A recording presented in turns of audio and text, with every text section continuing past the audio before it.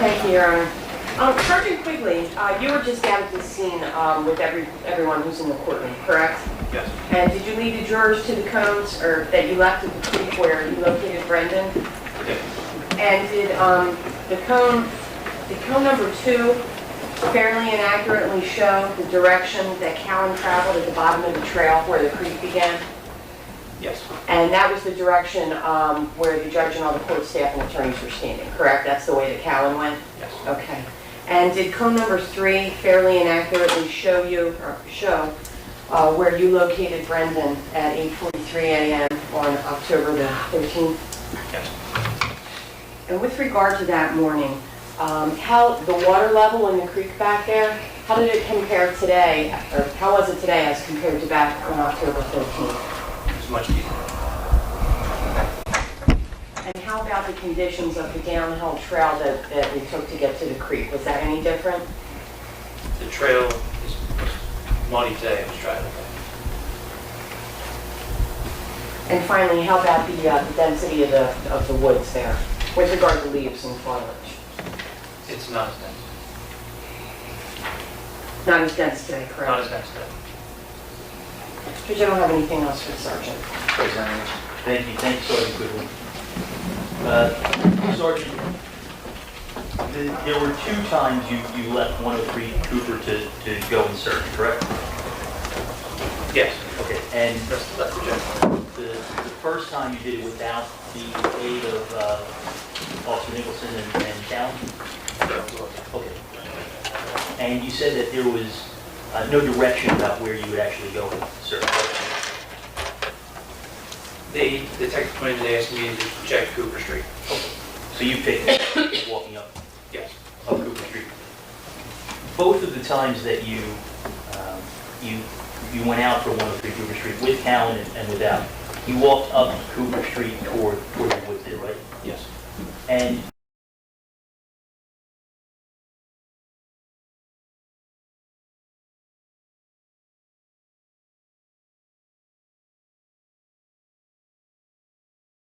area to that apartment is where we work today, right? Yes. Thank you. Sergeant Quigley, you described the path as well-worn, Yes. and I think you were talking about the path actually down by that creek. That isn't the work of 1 or 2 people, fair?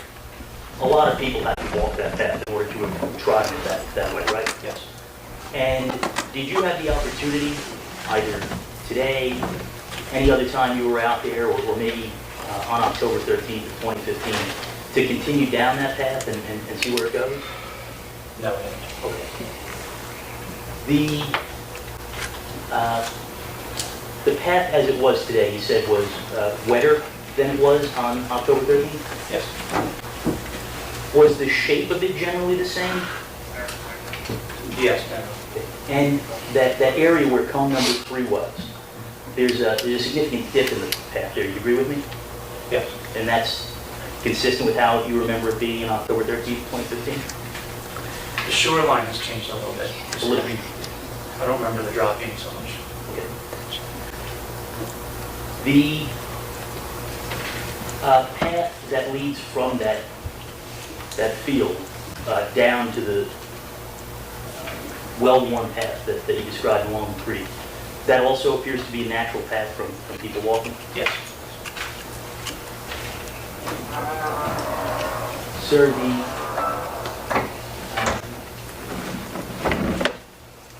the boot print that you left inadvertently, that was the only boot print that you saw around there? It was. You didn't see any other boot prints on that path or on the narrow path down from the field? The path was well used. I mean, there were no prints down where I stepped, but the path, yes, was well used. And down where you found Brendan's body, in that immediate area, you didn't see any footprints or blueprints? Okay. Lastly, officer, you said that you did interact with somebody that was in the woods? Yes. Where, if you're standing on that well-worn path, facing that third cone that you placed, where did that individual approach you from? directly across, he was coming through those trees, Okay. straight up. Do you know where he was coming from? I don't, And you said that you believe he was someone assisting in the search? he stated as much. Okay. You didn't get his name or anything like that? You just told him, stay back and he can fly? Okay. Officer, Sergeant Quigley, I appreciate it. I have no other questions, please, sir. Thank you. Good direct. Nothing, Judge, thank you. Thank you very much, Ms. Technow. Counsel, you indicate there's a stipulation tonight? Could I have just a moment, Judge? Sure.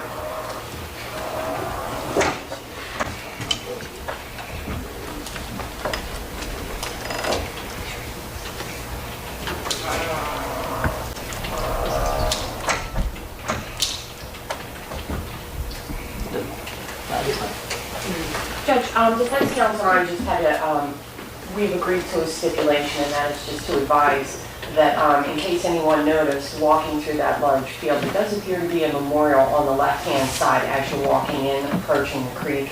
And we agree that that memorial is completely unrelated to this matter, has nothing to do with it, and is with reference to an entirely different individual from years ago. All right, thank you very much. With that, you ready to recall? Yes, Judge, you're going, could we have Detective Valano back in, please? If you recall, Detective Valano completed his testimony with deferred cross-examination because we want to get purposes or logistics. He will now return to the stand, and I believe direct examination is completed. Detective, I'm going to ask you to come up and take written stance.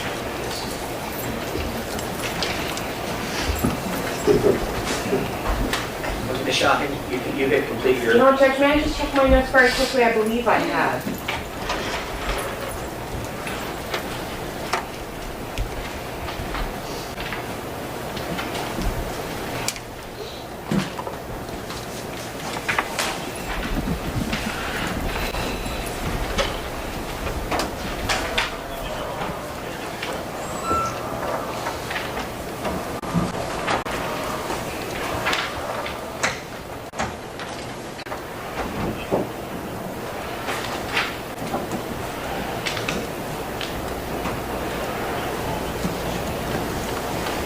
Yes, Judge, I have. Right, then, cross-examination. I mean, I just would like to see some exhibits if I could.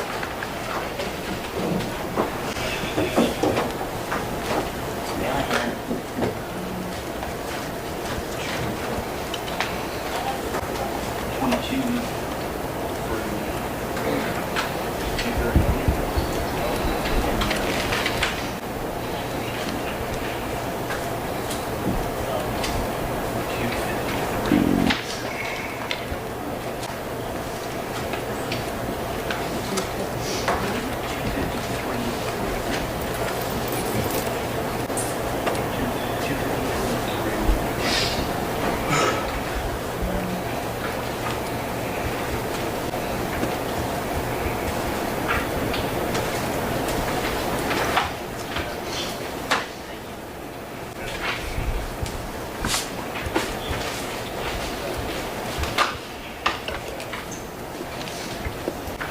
Good afternoon, Detective. Good afternoon, sir.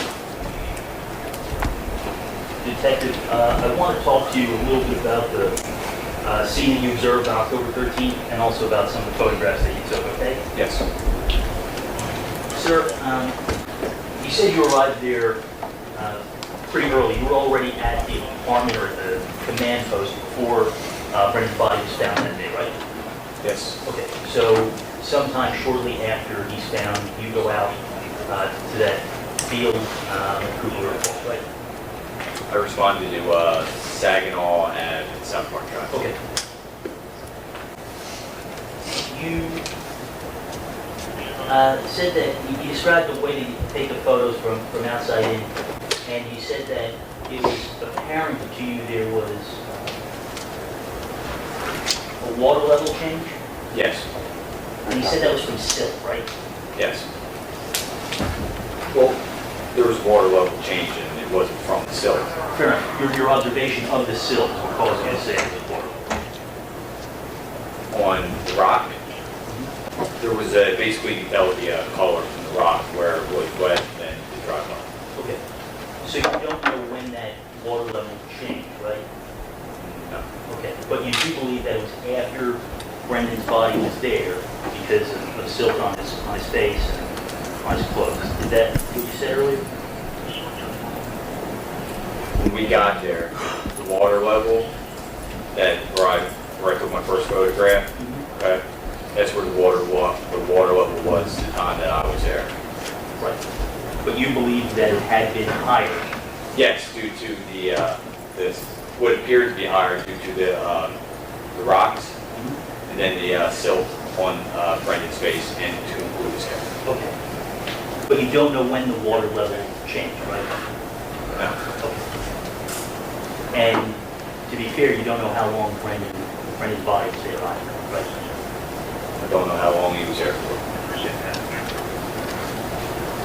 Is it fair to say that where the water level was, or where you believe it had been, it appeared that it would have covered some of his nose and mouth?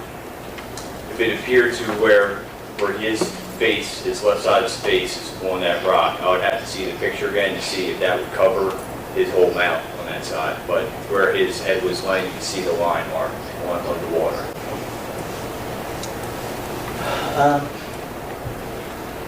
Ultimately, you did a test on the water level, right? Yes. And you said that over the course of, was it 12 or 24 hours, it changed about 4 or 4.5 inches? That would be 24 hours.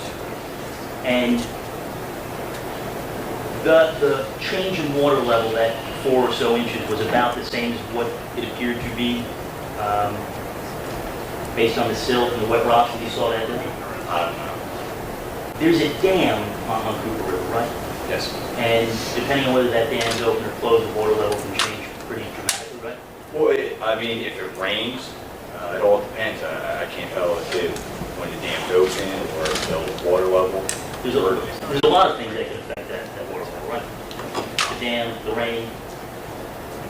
I would assume it would be on the environmental conditions such as temperature, rain. So you are or not agreeing with me that there are a lot of things that can change that water level? Well, from environmental factors, I can't tell you because I can't, how the water's going to. Right. Detective, what day do you remember was it that you checked that water level changing? That would have been we started on the night of the 16th and continued till the 17th. And did you take note of the weather conditions between the 13th and the 16th into the 17th? No. Just the 16th and 17th while you were conducting your study? The 13th, when we were out there. And then the 16th, 17th. The 28th and the 26th. You didn't go and look at any historical records, though, for the water level or the weather or anything like that, did you? No.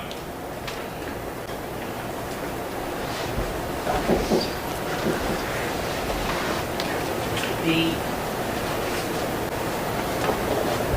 silt that you observed, did you ever take or test any of that to see if it was on anybody's clothes or shoes or anything like that? No.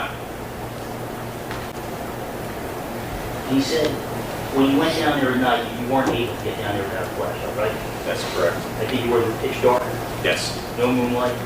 Don't recall who it started. You said that you went on, was it the 16th with Dr. Feige to the scene? No, I think it was the 17th. Dr. Feige. And was that the first time you went there with Dr. Feige? Yes, I believe so, yeah.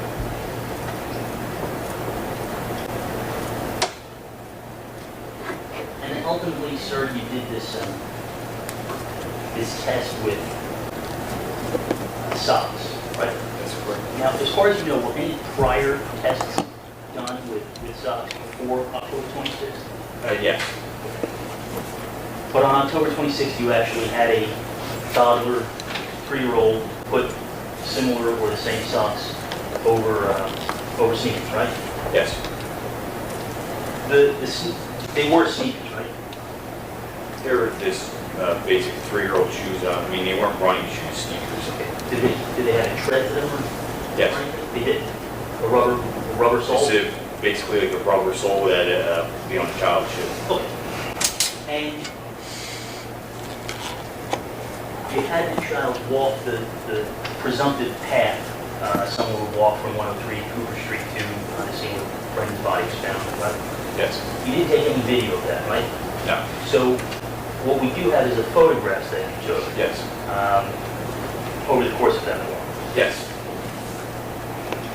The socks that you used were brand new at the time? Yes. They were never washed before they were, Correct. Never washed. never had any detergent or fabric softener or anything like that on them? Nope.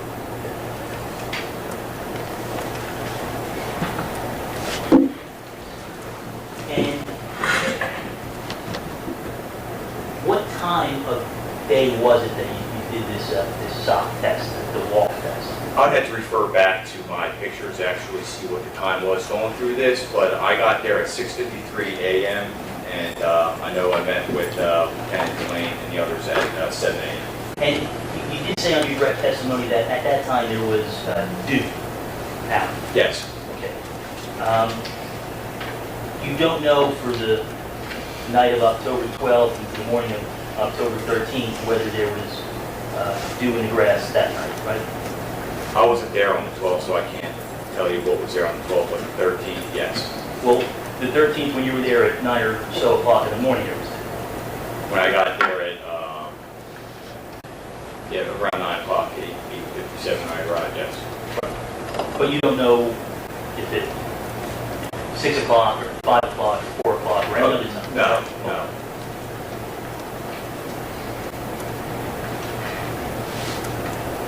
Detective, if you would, and I can ask the state's assistants, if you would, take a look at State's Exhibit 255.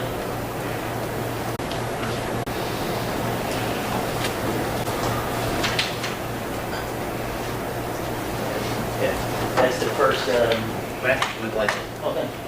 That's the first sock picture before the walk starts, 7-11. I'd have to see the other ones, because basically my photographs are in progression, So you only so, know it in the series. yes, so this would be before the wall. Okay. And if we look at 256, just the other sock. 257 is the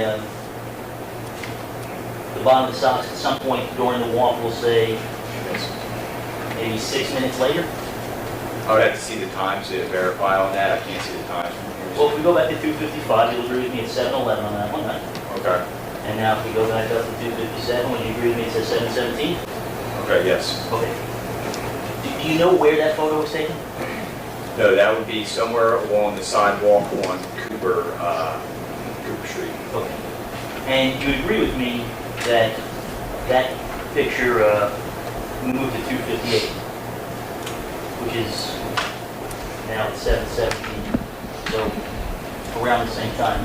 You would agree with me that that is does not appear to be a dirty sock. There's like some leaves stuck to it, but doesn't actually appear muddy or dirty, right? That, here it does, You want to see the paper one? yes, please.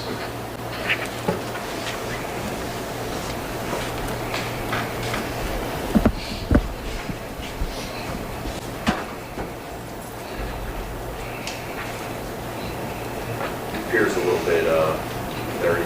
Dusty maybe? Yeah. Yes. You didn't actually stop at this point and have the child put her feet up like when you started though, right? And you didn't make a note of where on Cooper Road you were at this point? Nope. Okay. If we go to 259, that's now at 7:25, you agree with me at the time? Another 7 or 8 minutes later? Yes. Now the child's in the leaves and grass there, right? Yes. No picture of the bottom of the sock. No.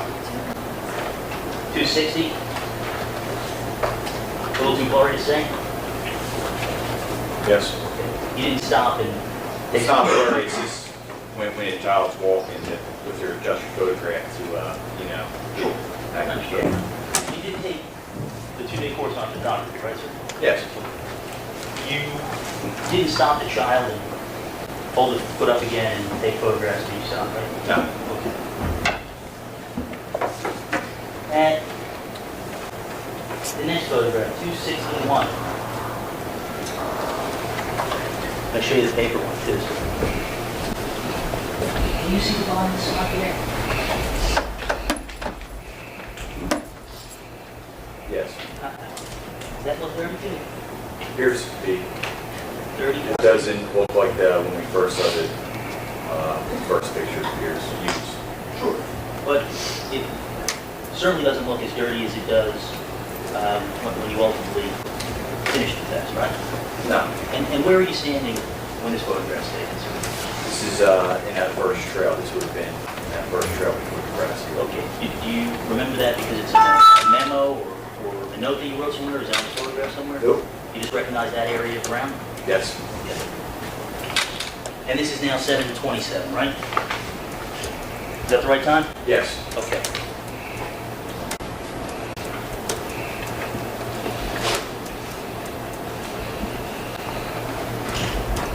You look at 262 with me. So now we're at 7:31, now the sock's dirty, right? Yes. Now you actually stop and take a photograph of stuff, Yes. right? Can you tell me where you're standing then? This would have been where the, right by where Brennan is located. Okay, so it's, depending on the view you have of this photo, it seems almost as if the sock doesn't really get dirty until you're right down there in the mud by where the body was found. Would you agree with me? At the point when it hits the grassy field and starts walking from the photo that you showed me, the last one, to this one, that field, the sock does get dirtier. Okay, well, let's go back to 261, if you would. You said you recognize that this is in the grassy field, right? Right before in that first trail. Is it like at the end of the field by that fresh air pipe? Is it the beginning? No, right by the street. Okay.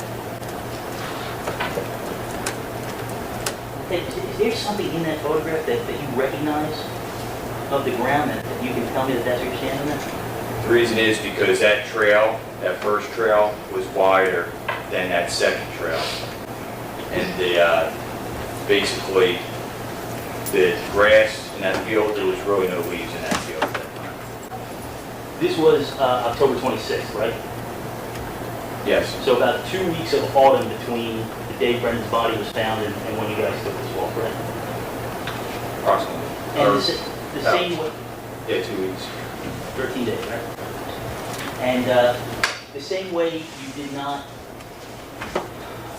note the weather on days you didn't go out to the scene in between the day of the incident and the date of the first test, you didn't take notes of the weather or the rain or the precipitation, say from the 16th to the 26th, right? No, only the times that I went out there. Okay, so if it was a day like today, where it was significantly rainy the night before the 26th, that isn't something you would have noted down or put in any paperwork or any of your notes, right? No, Same thing if it was like that on the 24th, right? no, my document, I went out there. The other stop test, we actually hadn't heard about it yet, but it wasn't with a child, it was with an adult. That's correct. And besides that, did you do any other tests, if that's what they're called, on other days or in other weather conditions, other times of night? No, So this is a one and done, when we don't know the weather conditions for the few days prior, 2 weeks after the incident, right? yes. Okay. That's it. You want lights on? Yes. I'm sorry. Okay.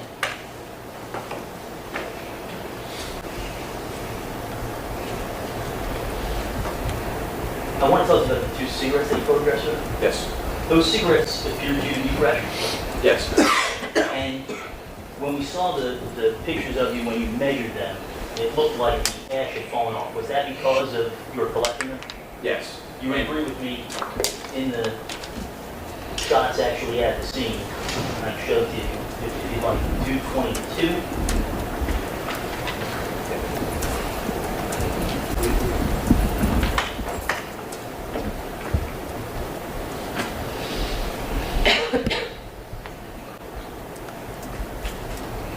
You see that, sir? Ash is still on the cigarette? Yes. And in the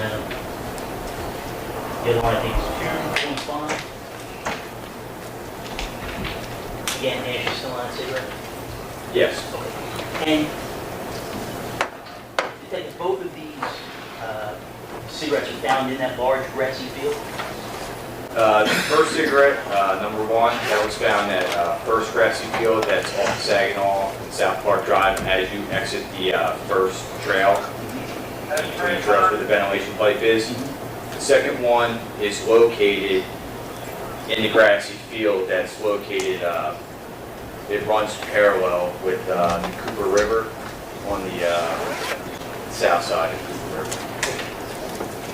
To find these cigarettes, I imagine you have a lot of detectives walking inch by inch through the entire field, right? There was, I don't recall how many detectives were there, but we were all on a line, and I was in the back of the line as it was slowly searching. I mean, it's a big field, detective. It would be very difficult for a person to find a cigarette. I understand it's a lot of work, right? Yes. You didn't find anything else besides these two cigarettes, right? Yes. If you did, you certainly would have included a photograph like you did everything else, right? It depends on, what you find. If someone's been there for, you can tell it's weather. I mean, there's no point. Sure. But this had evidentiary value to you, right? Yes. This looked so fresh that you thought it had to be from the last couple of hours, right? Yes.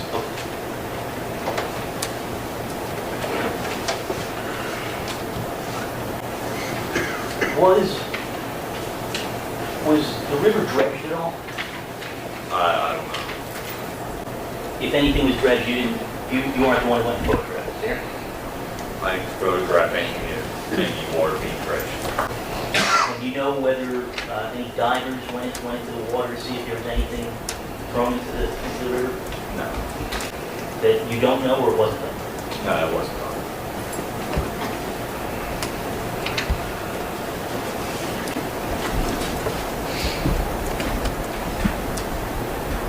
Council, you want the lights up again? Yes, please.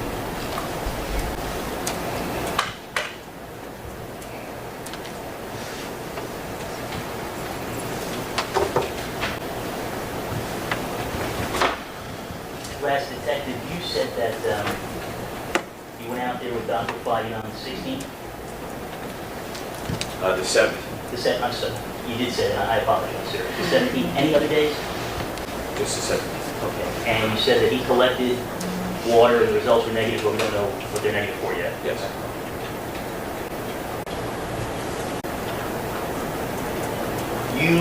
Did you have any other meetings with Dr. Fagin with regard to this case?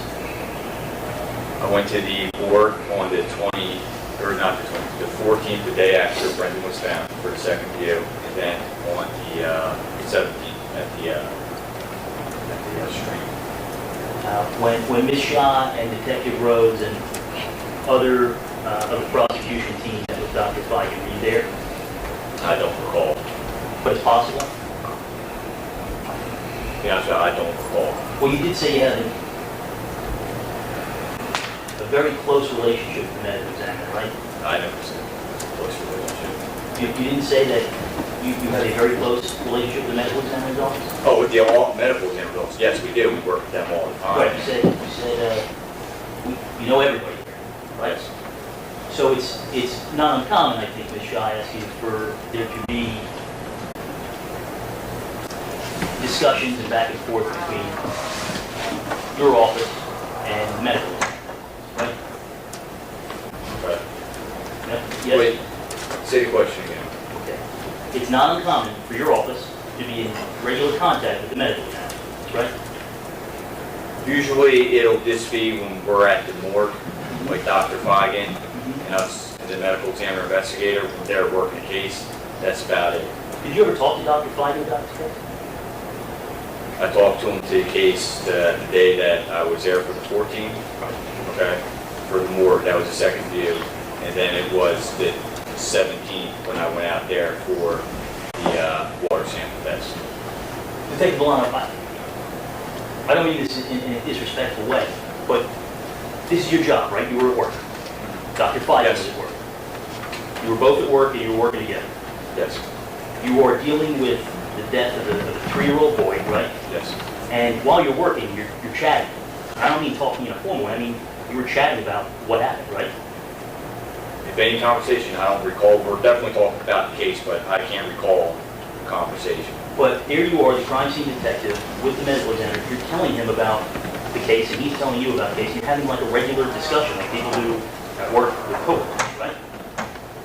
In regards to the case, Right. I understand that it was related, but it was also a personal conversation that's not recorded anywhere, there's no memos of it. You discussed what you thought happened, he discussed what he thought happened. You had a regular conversation, right?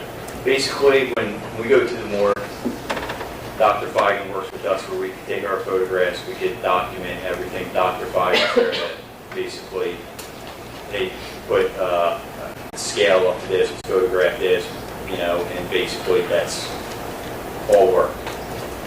When he's standing in the water with waiters and you're standing there photographing him, you guys aren't talking? When you walk from the car to the creek bank, you're not chatting, you're not saying, I bet this happened, oh, I bet that happened, I heard this, oh, I heard that. Counselor, we're talking, but I'm talking about the case, but I can't be, I'll be honest with you, I can't recall what the conversation was. I appreciate that, I'm expecting to.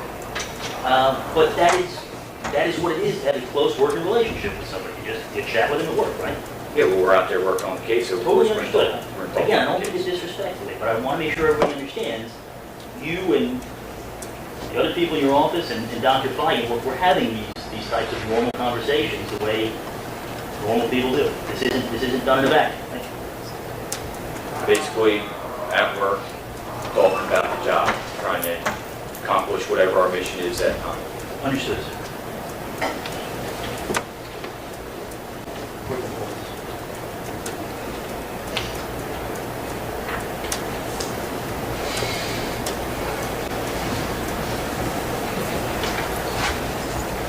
I have no other questions for you, Detective. Thanks. Mr. Shaggy, any redirect? No, Judge, I don't have anything, thank you. Thank you, Ms. Sedan. Thank you very much. Thank you. Trustee Council.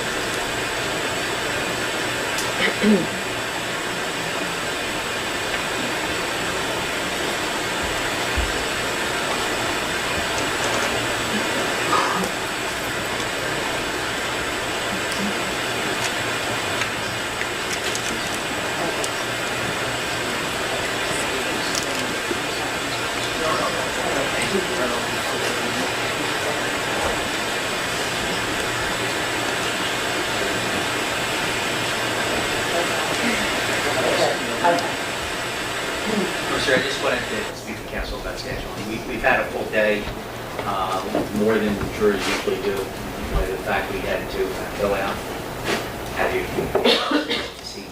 Accordingly, we are going to close the court date down now. It's a half hour earlier than we normally would. We're not going to see each other again until Tuesday of next week. Recall our schedule is Tuesday, Wednesday, Thursdays. It's important, again, that you do not discuss any aspect of this case with anyone, including your fellow jurors, if you see them on the high speed line or anything else. Don't discuss it with your family. Again, you've heard a lot of concepts. We're testing about things that happen. There might be some curiosity in your heart. You can't look up anything. You can't do an independent investigation. Also, and this is going to repeat this instruction. We started the case. Part of the normal instruction is you have to visit the scene of the incident. In this case, we visited the scene of the incident, because that visit was part of the proceedings. Everybody was together, it was in a formalized fashion. My instruction is that you're not individually revisit the scene of the incident during the pendency of the trial. And with that, I want to wish everyone a very good weekend. The good news, finally, is that because there's one matter that I'm going to have to resolve first thing on Tuesday morning, I'm going to ask you not to report until 10 o'clock on Tuesday, so you can sleep in after a long weekend, and I will see everybody here Tuesday morning at 10 o'clock. Have a great weekend. Please rise.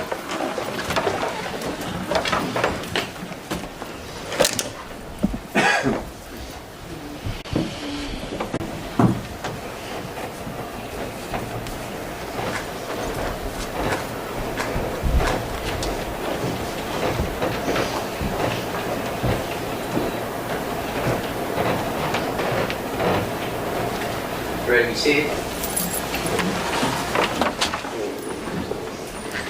Council, I will see everyone Tuesday.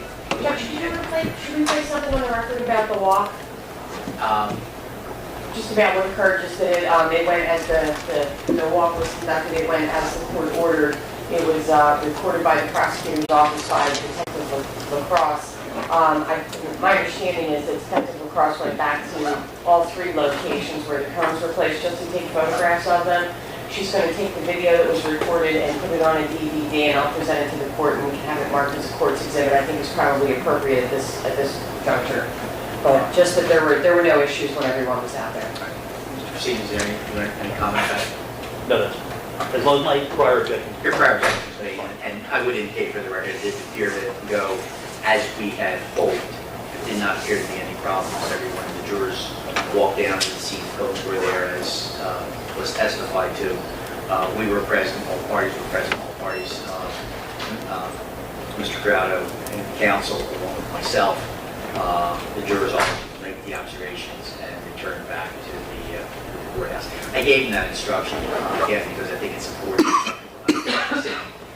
think, again, curiosity, I think that since they've been here, they can go back again. They're not going back to the pendency of the trial. And with that, counsel, I will say everyone, perhaps we could start to be here at 8:45 on Tuesday, so that any issues we have to resolve, we can lay out and get resolved. Because things have a tendency to get late, jurors show up at 10, I'd like to be in a position to. Judge, I believe the witness subpoena, I'm pretty sure that the subpoena says no. So I I don't know understand, I'm that I just can saying make that counsel, happen. and so that we can get all set up. Oh, sure, Judge. And as soon as she arrives, then we can resolve those issues. Okay. Thank you. Thank you. Everyone have a great weekend. Thank you. He doesn't. No. What is this? So, there's a broad